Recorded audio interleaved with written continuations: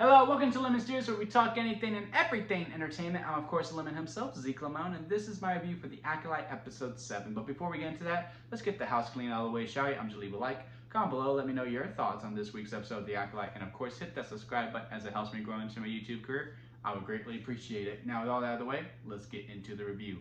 So, Acolyte, it has been a very mixed bag for me. I think some episodes are really great, I think some episodes are questionable, and I think one episode is really, really bad. And this episode is the penultimate. It's what we've all been waiting for, to see what truly happened 16 years ago. Because we got a flashback episode in episode 3, but it was very OSHA focused, and now we get the true story. And straight out the gate, I just want to say I think this could have been the only flashback episode. I thought this was a very solid episode. I think it is the second best episode of the whole entire season. It could be a little too late on how I feel overall with the show, because I do think there are still some questions that we got to get to in episode 8, where I do feel like we're going to be racing to the finish, and at the end of the day, again, it's just going to be a real mixed bag, and probably a show that won't truly fully be remembered. If you are loving this show, that's great. I love that for you. I really wish I had that same experience, but again, to me, it has just been very mixed, and it's been really up and down, and I do think the downs overtake the ups for me, but I still enjoy the show for the most part. And back to this one, where I just truly think this one could have been it, or maybe we could have merged them both in together and maybe have an hour long.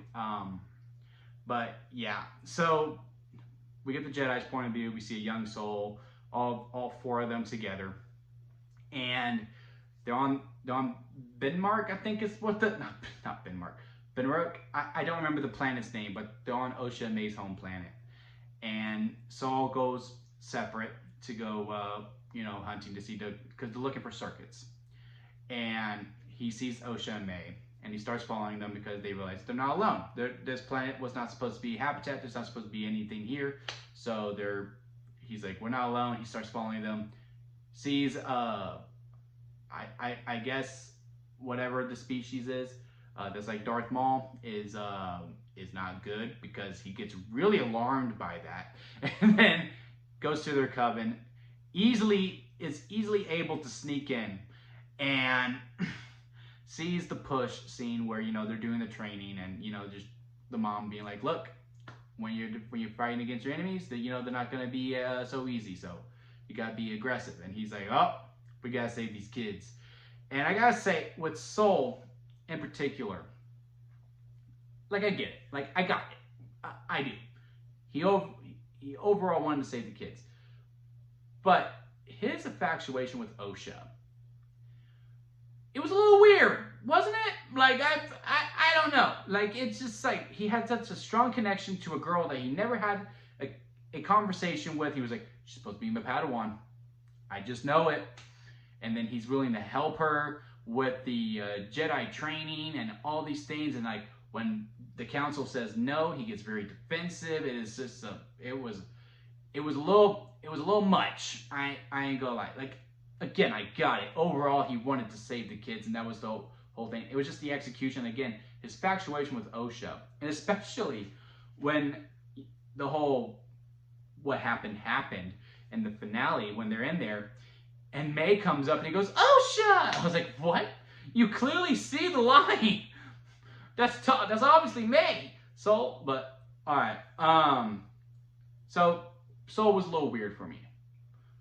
And overall, I like the booking with what they did with the Jedi, especially within the finale, is that the Jedi didn't strike first. The Coven strike first. And for that, the Jedi were in defense. But again, back to Soul. When the witches start doing this weird power that I've never seen before, where she's like basically dusting like Thanos, and Soul just, immediately kills. Just kills the mom, and it's over. She's like, I was gonna let her go. And then she dies. And then the other witch, the other mom, is starting to fight Soul, and I'm like, Soul, you had no problem killing her. Why are you not igniting your lightsaber? She's obviously attacking. It's okay to ignite. Just some of his booking decisions were weird, but overall, I like how May really did start to fire. The Coven attacked first. The Jedi were being defensive. Granted, they barged into the home. And, that was the Padawan's fault, which explains why, he caused so much death within the witches, that therefore he went into a League of Silence and, later on just unalived himself. It is what it is. And, his motivation was he just wanted to go home. And honestly, who cannot relate to that? This man is been working really long hours. He's on a road trip. He's just ready to go back to Coruscant. They haven't found any of these circuits. He's just like, dude, let's just go. Let's just get home. And when they found the circus, which is apparently May and Osha, he's rushing to it because he's ready to go. Totally understood it. It's whatever. It's very base level. But again, I got it. I gotta say, the leader, I don't remember her name. I do remember the actress was in The Matrix, and everyone was upset when she died in episode 1. I don't have the hugest attachment to The Matrix, so I was like, whatever. But she is a great actress, and she carried this episode for the most part, and was the most, felt like Star Wars to me, especially with her conversation with Soul and the conversation she was having with the Padawan. And the conversation that she was having with the witches, she was really trying to just smooth it over, and she should have just listened.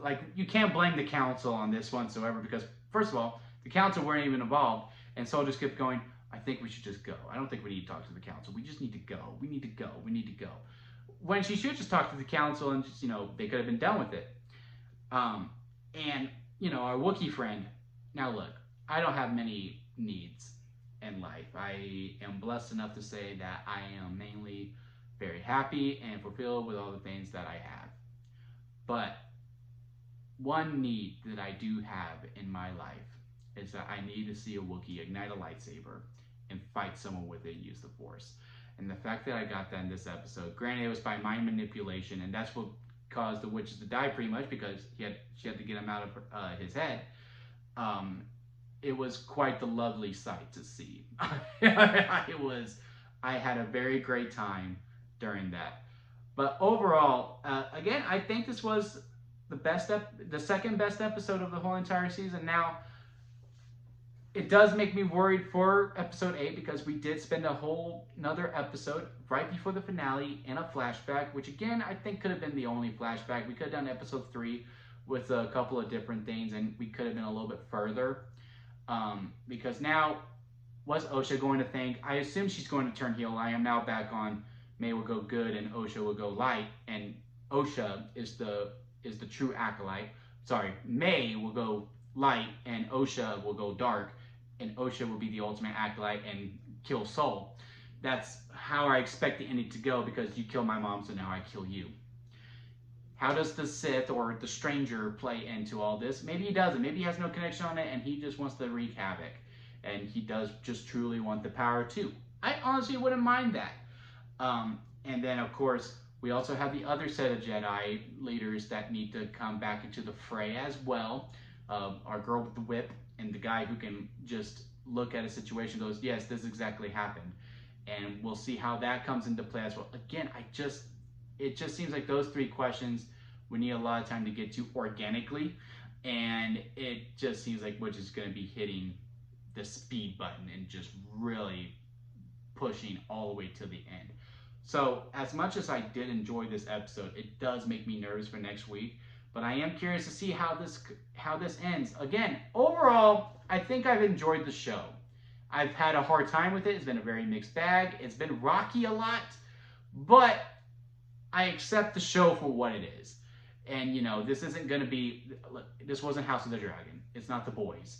It's not Bridgerton. It's not, that level of television. It's a show. It's a show, and it is what it is. Also, let me know if it did it for you. And if you stayed this long, thank you. I appreciate that. When the credits started, did it not go to the small screen and say, recommended for you, Ahsoka, Andor, or anything like that?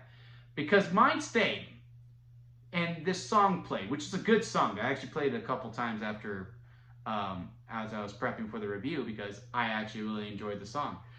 And I was like, okay, we're going to get a post-credit scene. So I was like actually really watching the credits and, just waiting patiently for this post-credit scene, because why else wouldn't it go recommended for you to watch after you watched Acolyte. Then the credits ended. And then it came up and it says, recommended for you, Ahsoka.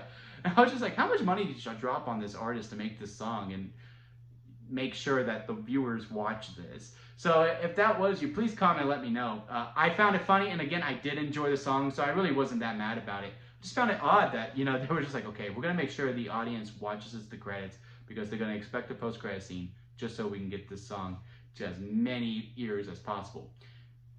It worked on me. I listened to the song again. It's called The Rule of Two. But yeah, let me know what y'all thought down in the comment section. Hit that subscribe button if you did make it this far. I really do appreciate it. We got a lot more coming your way. And squeeze the days, guys, because life is too short not to fulfill it to your full potential. So squeeze every opportunity to its utmost potential. And until next time, I'll see you here at Lemon Studios.